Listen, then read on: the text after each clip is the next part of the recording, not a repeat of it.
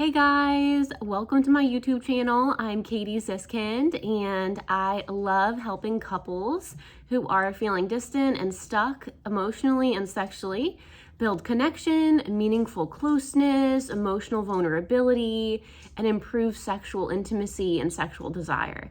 So you can learn more about working with me at wisdomwithinct.com. I'm really passionate about helping you build both the emotional intimacy pieces, which is like reassurance and gentle communication and empathy and understanding, as well as the sexual skill piece, which is understanding sexual performance anxiety, overcoming any body shame or issues like that or corresponding to your sexuality. And especially when there's an issue where one partner is feeling avoided and rejected and unwanted sexually, and that can create a lot of feelings of low self-worth and frustration. So I'd love to help you if you're in that category. This YouTube video is going to be me recording a podcast episode. So you're gonna get to see the behind the scenes of me. There's one of my dogs back there. She's really cute. She's actually chewing on my slipper right now. Hang on one sec. No, thank you. So you guys are going to get to see, and I have my other dog right here. You're going to get to see the behind the scenes of my podcast. So you're going to get to hear this raw, uncut version as I'm recording this podcast episode.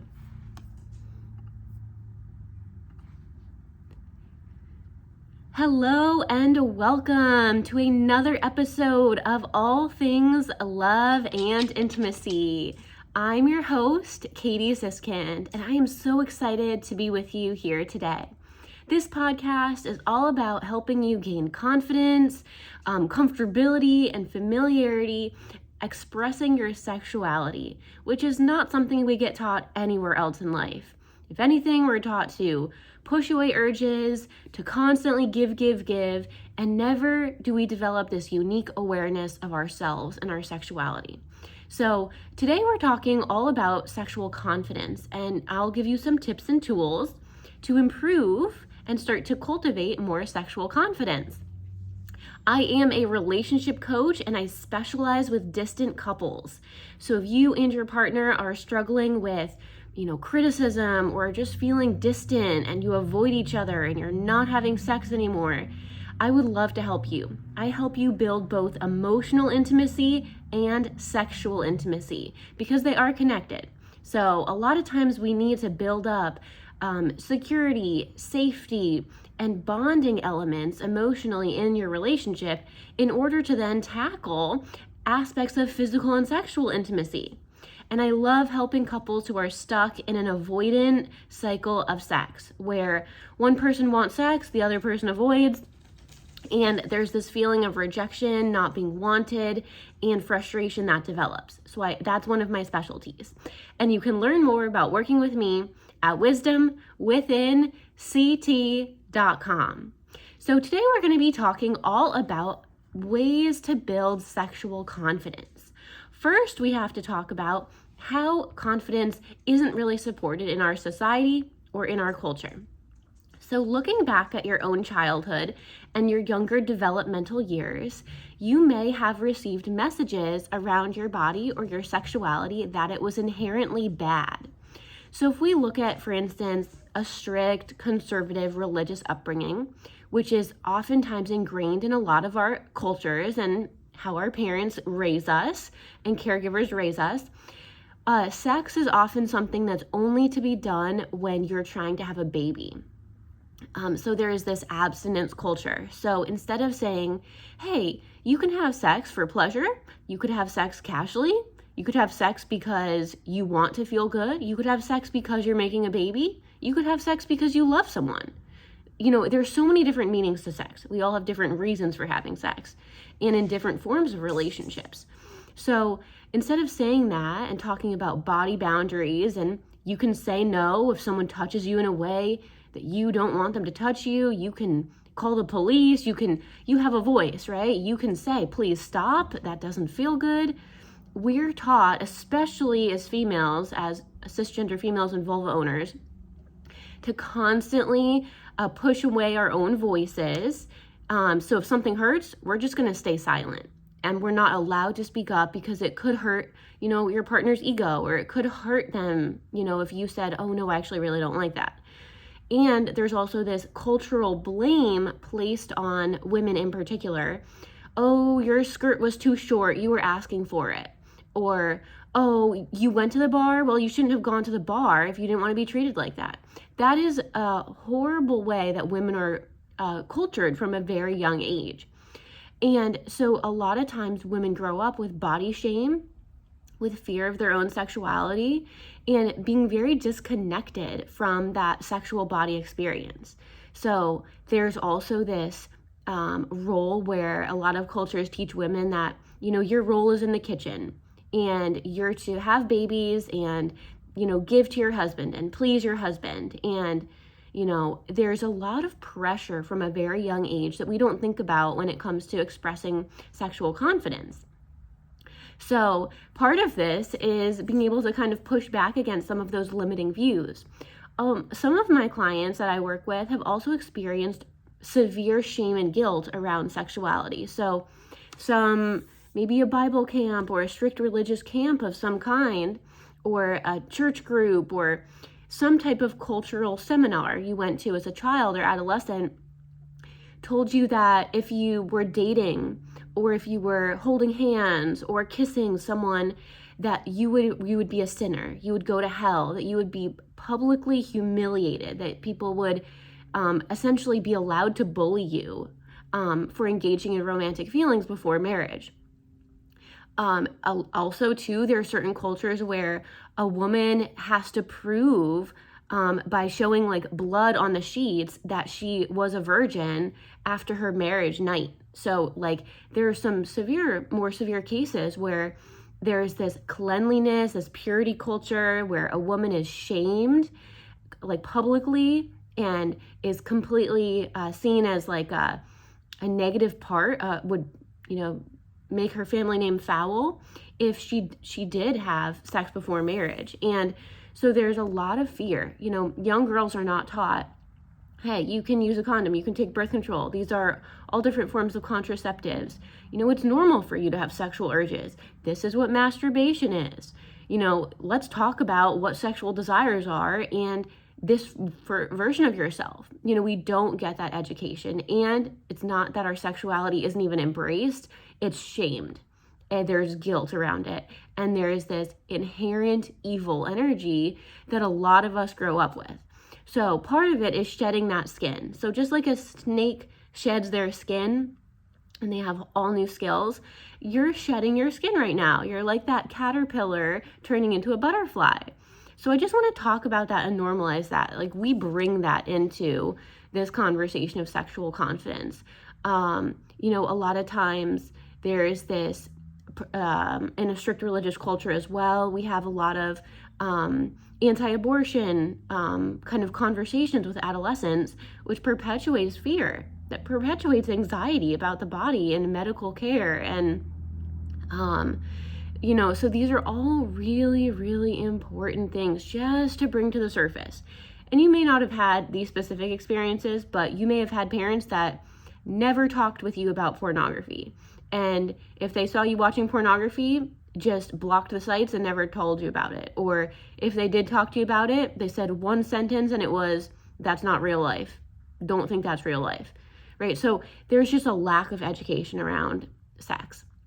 You may have also had parents that, say you weren't in a religious or a strict upbringing, you may just have had parents that never showed you a hug. They never hugged each other or held hands or kissed each other in front of you. So you never saw forms of healthy affection and very normal elements of being married and romance. So you grew up watching your parents maybe care about each other, but not in an affectionate way. And affection is a really, really important part of building sexual confidence. So those are just some important things to think about. So you can think about how maybe certain influences of culture, of gender, kind of put pressure on you or cause anxiety, shame, or guilt around your sexuality.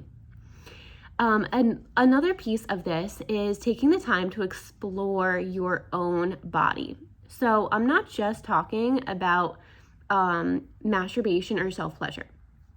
I am talking about self-massage. So, and now this isn't the 5 seconds where you rub lotion on your body after a shower and rush off to do something else. This is like a ritual for self-care. So, Abhyanga is an ancient practice in Ayurveda. Ayurveda is the sister science of yoga, and it's an Eastern medicine. So, Ayurveda is all about reestablishing balance inside your body. And we can go into Ayurveda in another podcast episode, but there are 3 doshas. Doshas are like your constitution energetically, and there's Vata, Pitta, and Kapha. But for all the doshas, Abhyanga, which is self-massage with warm oil, is very soothing. And, this is a great practice for soothing your nervous system. So part of understanding your self-confidence is knowing your body. So taking that time to touch yourself and give yourself that touch. So in the summer, you might use extra virgin coconut oil and warm it up, so it's a nice temperature for your skin. And in the winter, in the colder months, you might use a extra virgin sesame oil, and you might warm that up as well. And you would gently massage your fingers, in between your fingers, your forearms, elbows, shoulders, armpits, chest, belly, your face, your ears, down your hips, your legs, your pelvis area, your butt, your knees, down between your toes, your entire body. And you could spend 15 minutes doing this. Really take the time to take good care of yourself through massage. And this is a time to explore your body, to explore what areas of your body you really enjoy touched, and to practice positive self-talk. So to tell yourself, I love my body, I love my skin, I love the tone of my skin, I love the feeling of my hands on my body, I love my curves, I love the shape of my body. I appreciate how much my arms do for me every single day, and how much my hips do for me.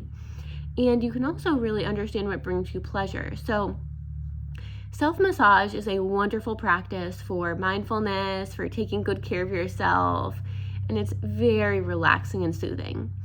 Another element is moving into masturbation and self-pleasure.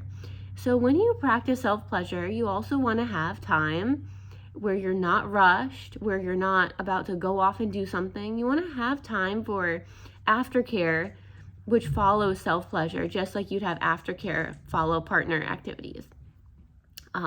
So self-pleasure is really important for gaining awareness around what types of touch you like, and speed and pressure of touch, and then you can talk and communicate with your partner about what you desire in a shared partner experience. Communication with your partner is also really important when it comes to building sexual confidence. So you want to be open, you want to be honest, but you don't want to criticize your partner in the moment. So say you're in the middle of a sexual activity. If it hurts, redirect your partner.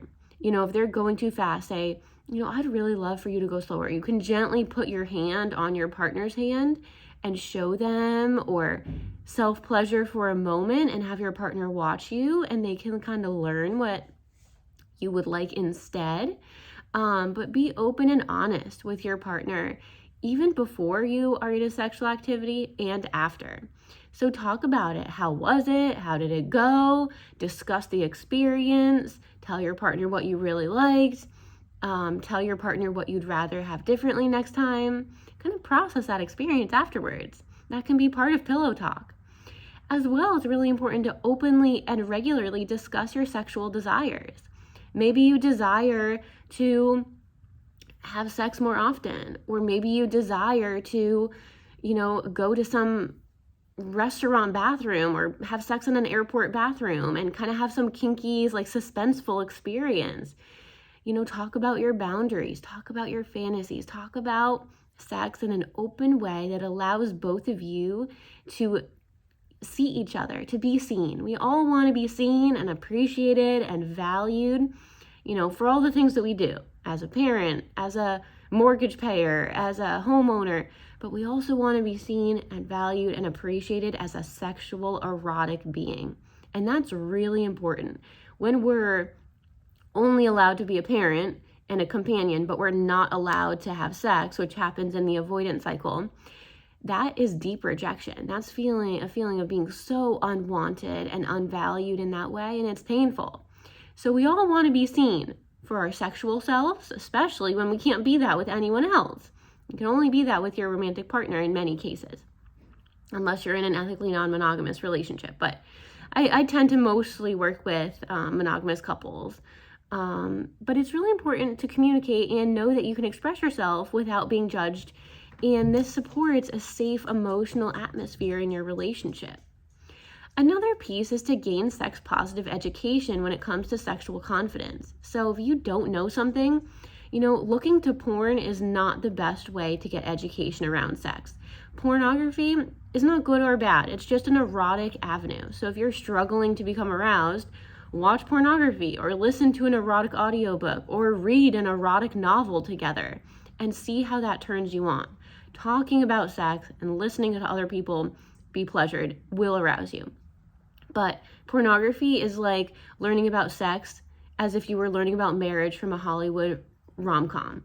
It's just the high. It's just the good part. It's a quick little snippet of it. So if you're going to learn about marriage from a Hollywood movie, you're going to go into marriage thinking it's just good times. It's Disneyland, right? The Disneyland experience of sex, the Disneyland experience of marriage. Marriage is ups and downs. It's not what you see in the movies, and sex, real life sex with a partner, is not what you see in pornography. So learn from, working with me as a relationship and sex and intimacy coach. You can also read books on sexual health, understand the difference of anatomy in the male and female pleasure system. We know that the female pleasure system does need 45 to 90 minutes of foreplay, and the male pleasure system needs 5 to 8 minutes of foreplay. So, a lot of times sex education for a male who has a female partner is really lengthening foreplay, and really diversify, bring novelty into sex. It doesn't have to be the same dull, boring experience every time. Try to change it up.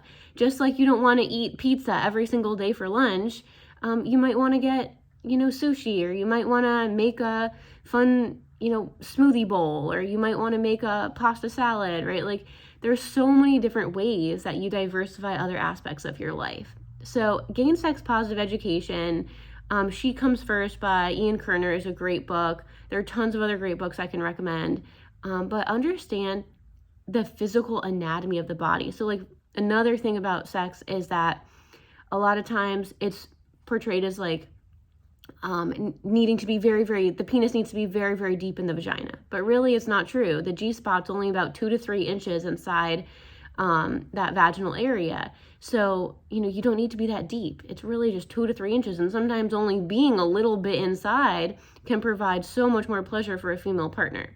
So educate yourself on anatomy to build sexual confidence. So I hope you enjoyed these tips. We can pick up with some more tips in a future podcast. But if you enjoyed this, leave a review below with which tips you would like to take away or apply to your sex life, and leave a 5-star review. If you're looking for relationship coaching or to rebuild your sex life and have more emotional security and bonding, I would love to work with you. You can book your phone consult and learn more about working with me at wisdomwithinct.com. That's wisdomwithinct.com. I'm Katie Ziskind. I'm a relationship coach, and I specialize in sexual health, emotional connection, and sexual intimacy with the couples that I work with.